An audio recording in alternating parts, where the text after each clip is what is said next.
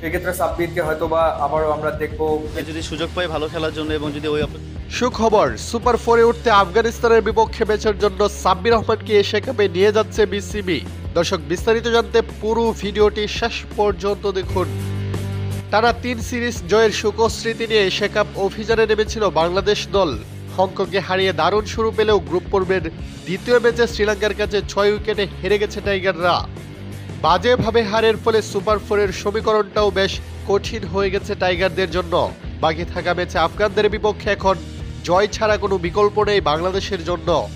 দর্শক, এদিকে সুপার ফোরে খেলতে এবার চমক দেখাচ্ছে বিসিবি। আজ থেকে শুরু হতে যাওয়া এনসিএলে খেলছেন বাংলাদেশের হার্ড হিটার সাব্বির রহমান, যেখানে তিনি আজ 4 ছক্কার তাণ্ডবও দেখিয়েছেন।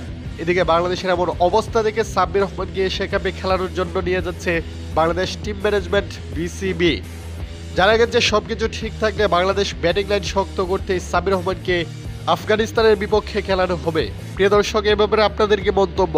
আফগানিস্তানের বিপক্ষে ম্যাচের জন্য সাব্বির রহমানকে কি দলে প্রয়োজন? আপনাদের মূল্যবান কমেন্টে আমাদের ভিডিও নিচে জানাতে ভুলবেন না। ধন্যবাদ।